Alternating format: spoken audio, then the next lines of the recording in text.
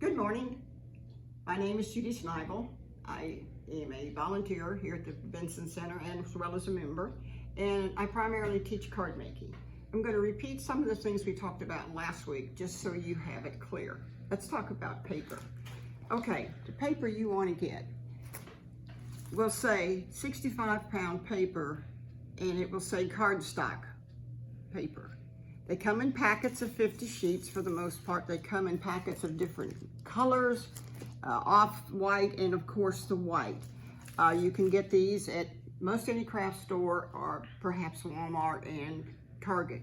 So this is what you want to get, the stock paper, 65-pound. Okay. With that, we started last week and we talked about cutting the paper in half, 8.5 by 11. All right, we've cut this in half with our slicing machine. At home, just use a pair of scissors and get it as straight as you possibly can. All right, I've got a couple here. We talked about when you fold the card, which is the first thing. This is how that card's piece of paper will be when you first cut it. All right, now your second decision is how do you want to open the card? Like this or like this. Either way is fine. Then you're going to decide what stamp that you want to use. I chose this one. It's one of my favorites. It is a flower basket, which you can use for several greeting cards, birthday, best wishes, get well, miss you, etc.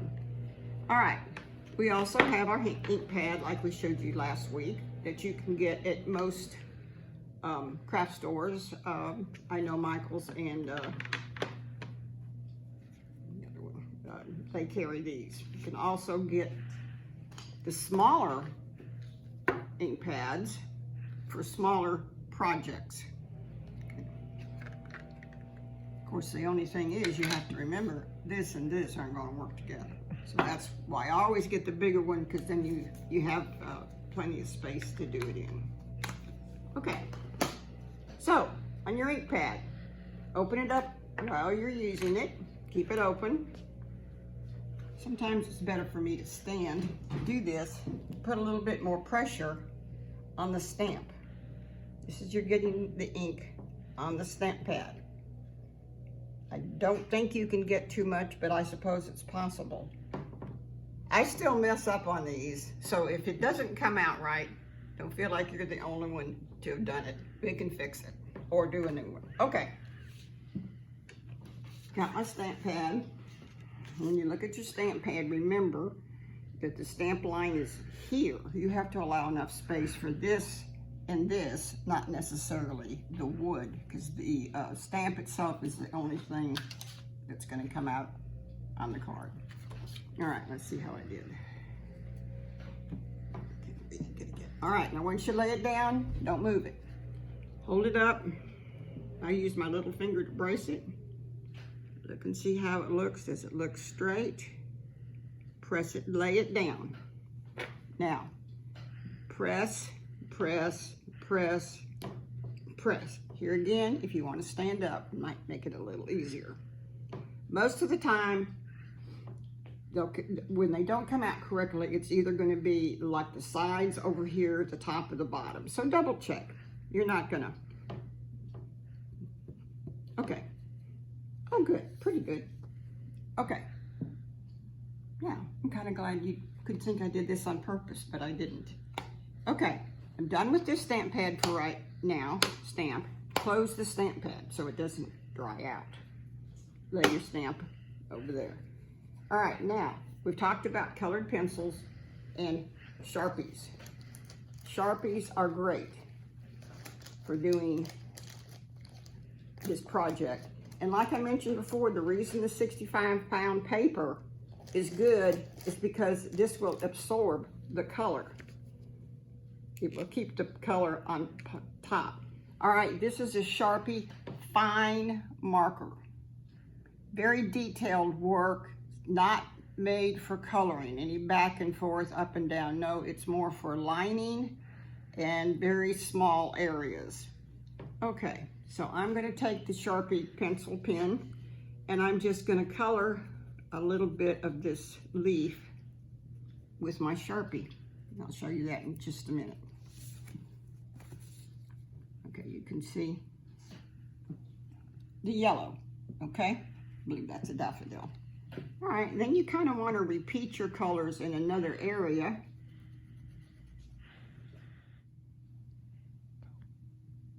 Okay, so we've colored some of this with yellow. You see this place up here at the top? Well, that didn't come out exactly clear, but it's okay. Everybody does it. I continually do it. Find a black Sharpie or a black colored pencil. Dark one. Sharpie probably would work best, but. And just, you know you're gonna make the top of the basket probably a brown color, so just take a brown, regular pencil and just go ahead and fill it in. I don't think anybody's gonna really notice. And then you're gonna come back with your black fine pencil and go around the outside of the line to fill in, press hard, that gap. So in here too, it's a little light, but that's okay. And nobody's gonna notice that. So I'm gonna use a pencil again rather than a pen on the leaf. And I'm pressing kind of hard. And up here, I just stay in the little black line as much as possible. Anyway, you get the idea. You're gonna color this, you're gonna do the basket, whatever you want. Another way you can do the cards is this amazing invention that I've come across recently and probably been here forever, are watercolor paints. Now what I'm going to do with this little lady is I'm going to use my regular colors. Excuse me, let me get one of these. All right, let's talk about an orange red. I'm going to show you how we're going to color this. Okay. We're going to color her a little. This is just a regular color pencil, not the water pencil. I'm going to do this part of her top so you can see what it does. Regular pencil. Now, here comes where the water comes in the pencils. You can put water on the card and do this, or you can put it on the point of the pencil and do this. Now these pencils say watercolor on them. I don't know if you can see that, but they're different from these. They're made to go over once you've colored something with a regular colored pencil. So, I'm gonna let you look at the little girl's top for just a minute. All right, and now I'm gonna dip a little bit of the point into some water. You don't have to drown it.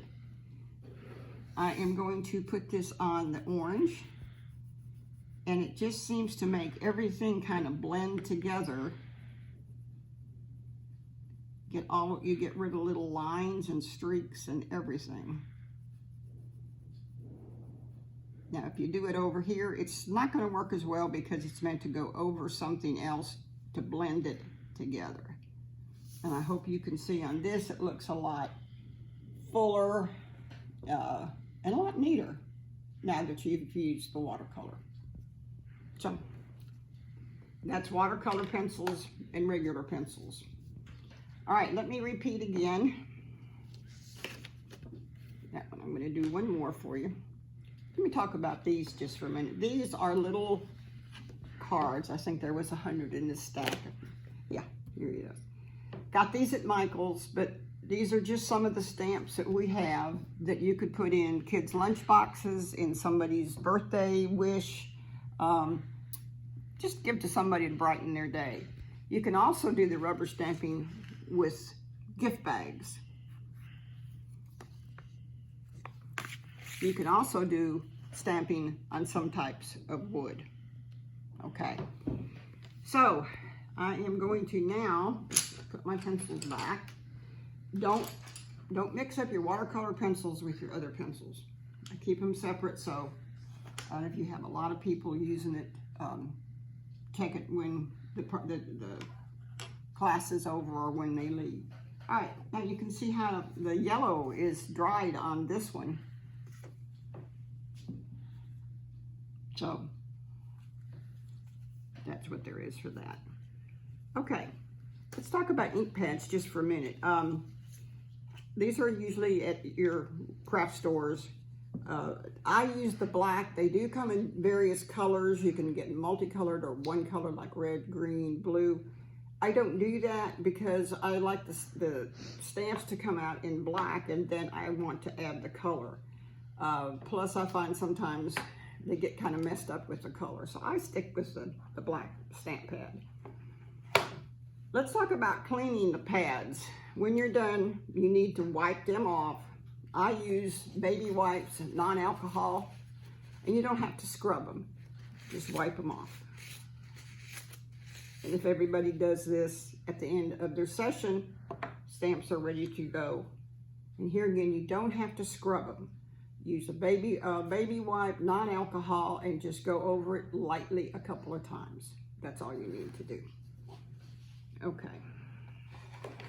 Now, we did the applying stamps, and I just want to reiterate on this. Sometimes it's better to stand up and put your pressure. I like to put the pressure when I line it up,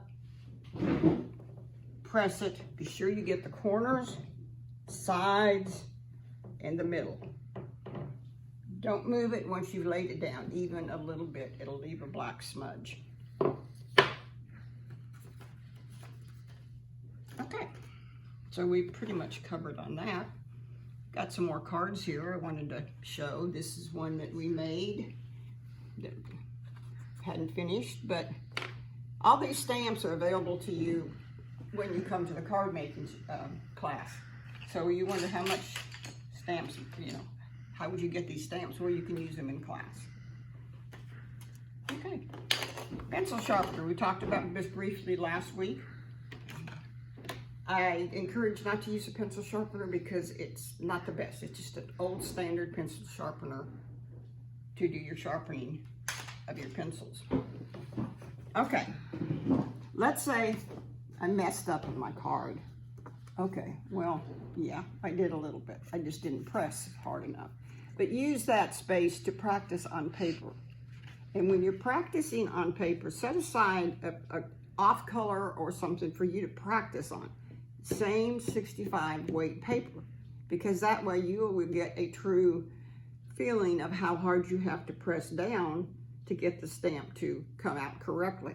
If you use a piece of typing paper or Xerox paper, it's much lighter. It's going to come out fine, but it's not going to give you the results you want at the end of the day. Okay, let's see.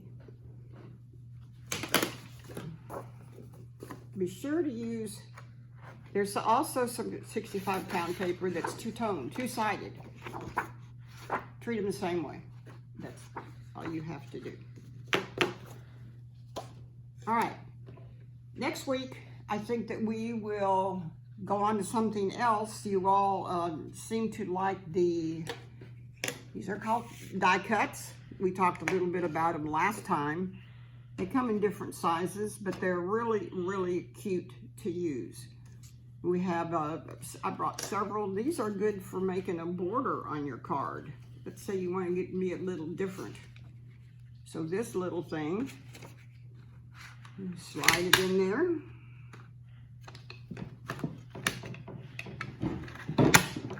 Push it down, and you've got a little border. But if you want to continue it, line it up where it stopped last time, push it back.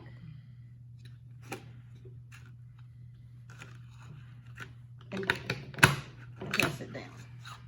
And so on down the card. Or not. You could put a little stamp or something there. So we're going to talk about die cuts next week and a little bit about